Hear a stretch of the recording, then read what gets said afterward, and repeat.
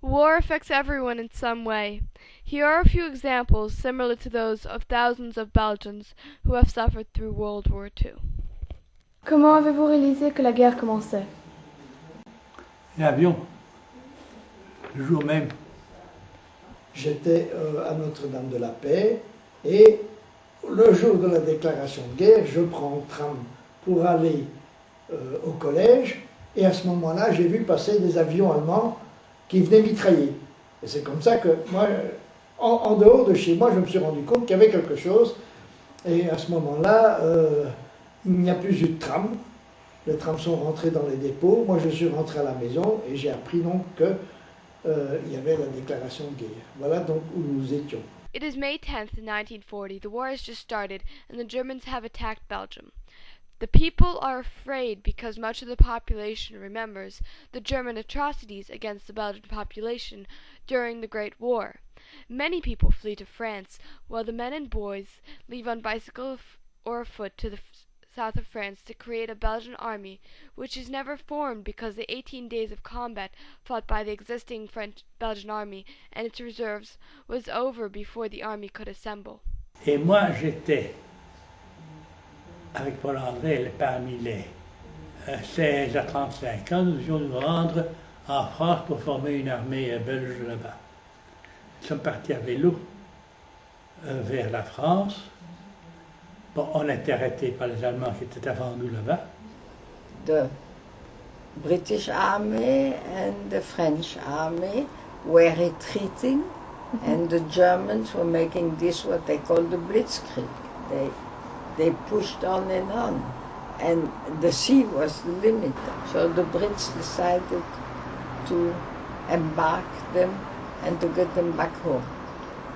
This was till the end of the month of May of 1940, and the French also retreated the same way. So the British sent from England not only the war fleet, but everything that was a boat, left England and came to Dunkirk.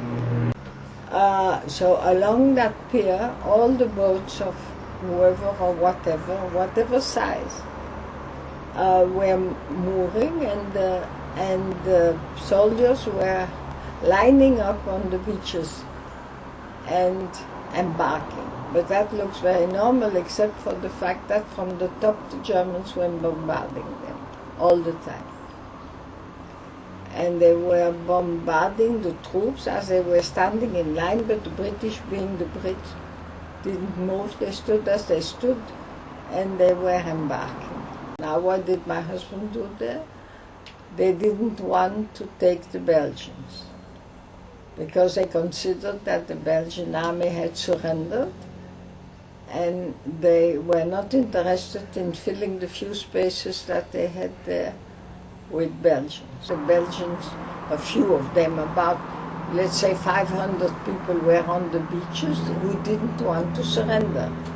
The problem is that the Belgian army, the King of Belgium, had surrendered, and that the people who wanted to go on fighting were, in the view of the Belgian army, deserters.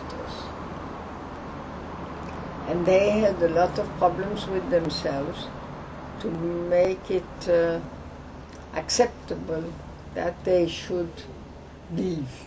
So nobody knew what they were doing, right or wrong. In any case, when those that did it finally arrived in London, if you want that story, it's a long one, but when they finally arrived at the Belgian embassy, the Belgian ambassador received them as deserters, said they were deserters. But then came other orders, and they created the brigade, the Belgian brigade, which later came and liberated Brussels with the help of the Americans and the British, of course. Mm-hmm. So that is the story of how they got on the boats, swimming to the boats and things like that. When a man is in the water, so they have to pick them up. Now we are not only Belgian citizens, we are Jews who are running away. At that stage we didn't consider the fact that we were just like everybody else who were waiting to see what was going to happen, we had to run. So we left and we got to Paris, and from Paris all of us took a train to Bordeaux without the men, without my father and his brothers. One of the brothers had to join the army in the meantime, and then they took already the older reserve. And I want to say something, running away and being a refugee is only possible when you have the financial means. A husband of an aunt of mine with 4 children, they were shipped off from the family and on a boat for the United States. And then my father again went out of his way, and then we got some sort of a chateau. And then I got news from Joe, because whilst we were in Bordeaux, I had written to everybody we knew in the whole world. I took all the addresses of everybody that my parents-in-law knew, that I knew, that everybody, and I said that we were all safe in Bordeaux. And then one of the letters got to England. Joe had an aunt there. And when he got to London, after Dunkirk, the first thing he did was to phone his aunt, because he first of all didn't have a cent, and he didn't have a pair of trousers either. So he had to do something. So he went to his aunt, he phoned his aunt, and the aunt said that his parents and his young wife were okay, and that's how we reconnected. We went to Marseille, and then I decided to go to England. I had to wait till after the 15th of September. And if Hitler wasn't in London the 15th of September, it proved that he would lose the war. Then we went to Lisbon, and in Lisbon it was very difficult, because my parents in the meantime had acquired the passport to go to Brazil, because they couldn't go to the States because they didn't have the right birth certificates. My father was still born in Eastern Europe. So the States were out of question, and they went to Brazil. I made chantage on the British embassy in Lisbon, saying that I wouldn't leave the room until they gave me a plane ticket, because I was 20 and I didn't want to run around by myself in Lisbon. So I got on a plane, and I got to Bristol instead of to London, because there was an airhead going. And then I met my husband after. Did you ever regret leaving? No, not me. I'm a Jew, and for me it saved my life. Many Belgians are hungry. The Germans confiscate Belgian products, and ration cards are put in place. A ration card limits the amount of food you can purchase, and as the war went on, this amount was reduced. The rich are able to buy food off the black market, either directly from farmers or from smugglers, who do not ask for ration stamps. People cultivate every plot of land available. Every backyard and public space now has a crop. Herring are thankfully plentiful on the coast of Belgium, and 40,000 tons of it are fished through the war years. Bread is terrible and not always available. Belgium lacks many food products, and people go hungry. Some Belgians collaborate with the Nazis. Other Belgians fight the German invaders in underground movements, such as the Secret Army. This is called the resistance. Ton père a-t-il fait de la résistance? Oui, bien sûr. Donc il a fait toute la période des 28 jours de combat. Et puis, au moment où donc, on a déposé les armes, les Allemands ne l'ont pas emmené en Allemagne. Et mon père est rentré chez moi. Et donc c'était en 40. Et je n'ai su qu'il faisait de la résistance qu'en 43. Il ne me l'a jamais dit. Sauf qu'un jour, en 43, il y a un monsieur qui est venu chez nous le soir. C'était, entre parenthèses, le colonel de gendarmerie, qui a eu un entretien avec mon père, et puis quand il est parti, mon père a dit « Est-ce que c'est toi qui as fait courir le bruit comme quoi je faisais de la résistance ?» Je dis « C'est difficile de faire courir un bruit que je ne connaissais pas. » Il a quitté la maison Et il est allé, il est entré dans le maquis, si tu veux, et le lendemain, nous avions la Gestapo à la maison. Et comme il n'était pas là, ils n'ont pas trouvé, ils sont partis, et une demi-heure après, on quittait la maison. Ce n'est que au moment du débarquement, et un peu avant le débarquement, qu'il a pris vraiment la tête, et qu'il a été désigné comme Pygmalion, si tu veux, qui était le mot code pour les Anglais.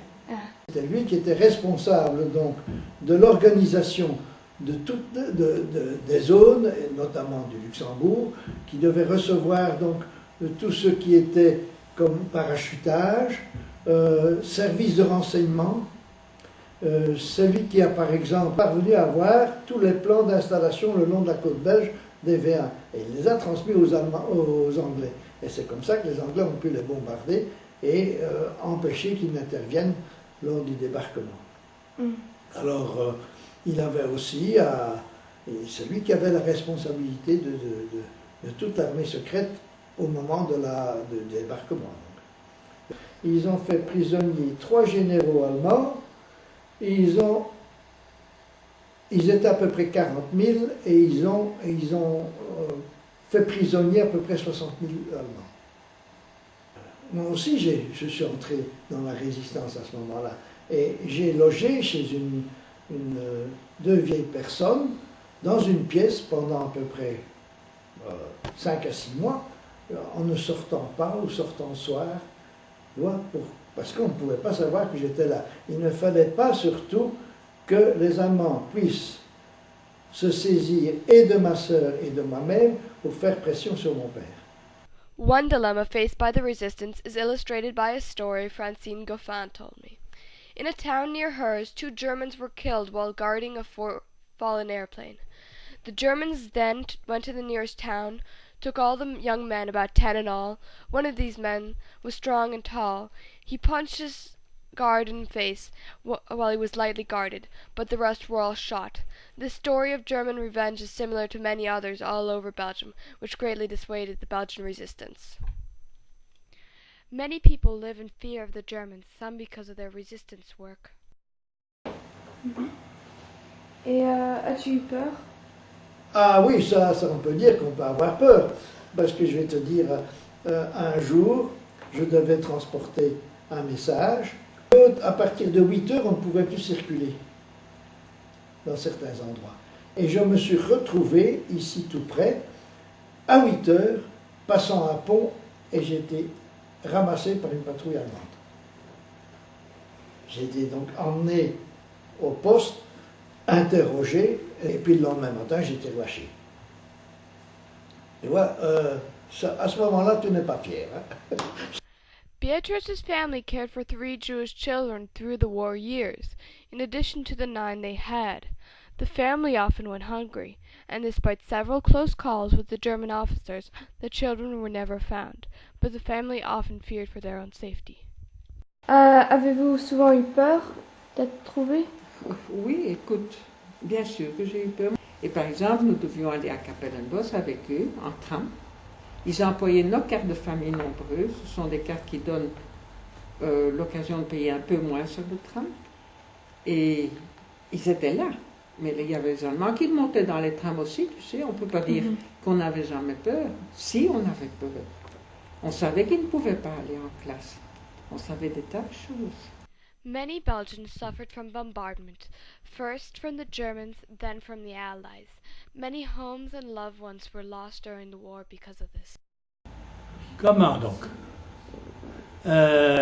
Il y a eu les bombardements des Anglais et des Américains qui venaient bombarder des objectifs militaires. Et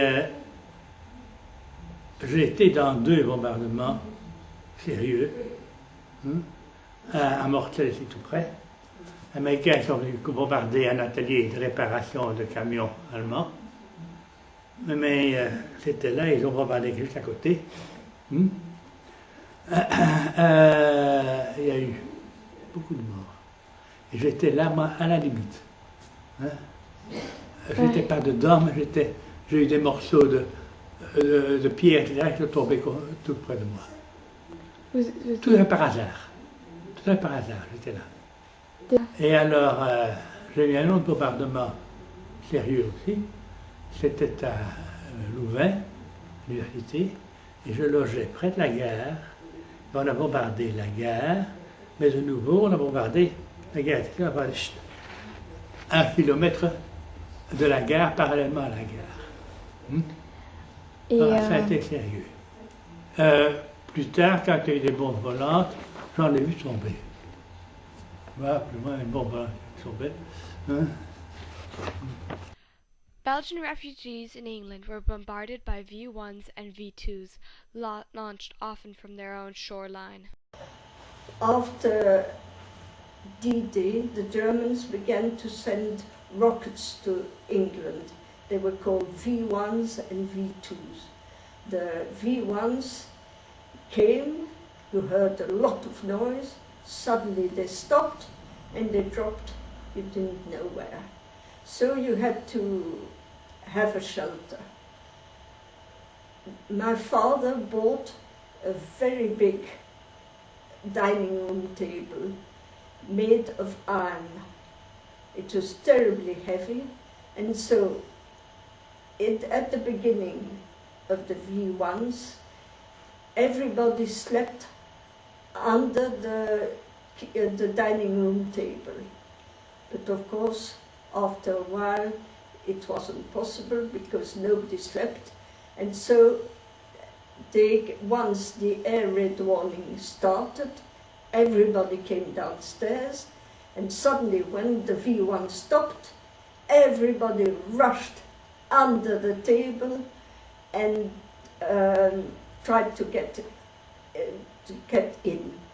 My father wasn't very athletic and often came late. Many Belgian Jews and political prisoners were sent to concentration camps. I had no relations with Belgium at all. I had part of my family who stayed here, and they disappeared. They were taken to Auschwitz. Brendonk was one of the many concentration camps in Belgium, but was by far the most known and feared. It is a fortress surrounded by a moat and miles of barbed wire. Even on the nicest day of Belgium summer, it is cold, clammy, and horrific inside its gloomy walls. The prisoners were war criminals, communists, Jews, and members of the resistance, writers, and scapegoats. They were fed only enough to keep them alive, and worked hard enough to kill them, under close surveillance of their SS guards, who would often beat them. It lacked sanitation, medication, and humanity. In 1942, the interrogation room was first used, though in reality it was a torture chamber, one whose doors were rarely closed, so the screams would echo through the halls. About 3,456 people were held at the camp. Many were sent on to Malines and eventually Auschwitz. But 293 people were executed at the camp, and 96 tortured, starved, or worked to death. As one SS guard said best, "This is hell and I am the devil." In early September 1945, Belgium is liberated by the United States Army and the Belgian resistance. Surviving war prisoners return home. The Belgians rejoice, but there is still much hardship left to endure. Un beau jour, donc après la guerre, un beau jour, il y a un grand militaire qui a fait irruption dans la maison. C'était mon frère qui avait été donc relâché, si tu veux, en Allemagne, qui était prisonnier, il était officier, qui était revenu. Et il est entré dans la maison, et à ce moment-là, moi j'étais toujours habillé en militaire, puisque j'étais volontaire. Et il était tout étonné de voir un militaire dans la maison. Et moi, on n'avait plus revu depuis 4 ans. Donc, si tu veux, tout le monde a changé. C'est un drôle de moment à ce moment-là. And how was the return home to Belgium? With the Lancaster airport, with an enormous plane, which was supposed to be a bomber. It was a bomber. and they put all the women and children of the Belgian officers and other people in the play. We were sitting on the floor in the play, but very happy to come home. What were you happy to find in Belgium? I wasn't happy about anything. All the people I knew, I wasn't happy except that I found my husband, and then we rented something in Brussels because there were people living in our house in Antwerp, and then in any case he was working in Brussels. Then he was part of the civil affairs. That's an interesting story that all the British and the Americans had organized then something called civil affairs, which are officers and men who were busy with reorganizing the country, not like they're doing now in Iraq, where they forgot about that. What changes did you find in Belgium? That is a very miserable story. I mean, I lost... Tu n'aimes pas d'en parler? Tu n'aimes pas d'en parler? Tu n'aimes pas d'en parler? Si, ça fait rien, ça peut aller. I lost an aunt and 2 uncles and all my friends. There was no, except the ones who fled to the United States like we did and who had not returned by then. When I came home, after a few months we went to live in the house of my parents. I went back into the empty house because the Germans had taken everything out. Pendant la guerre même, il n'y a pas eu tellement de résistants. Mais c'est très, très curieux, dès que les Allemands étaient partis, il y a un tas de gars qui se sont dit, ils se sont déclarés résistants, alors qu'ils n'avaient absolument rien fait. When we came back to Belgium, it was a hard time because we'd lost a lot of our friends. My father didn't have a job because the job he'd had in England had finished, that task was accomplished, and he had to look for work. So we didn't have much money. But what I want to say is never again. War is terrible for those who are on the battlefields and often die. But we may thank the Americans for having come over and helped us in the Second World War. They've done so much for us. But what is also terrible is for thousands and millions of civilians, because from one hour to the other, their calm life is changed into a life of anxiety, hardship, fear, and often horror. Yes, once more, from the bottom of my heart, and in the name of all those who've suffered so much during the war, I want to say never again.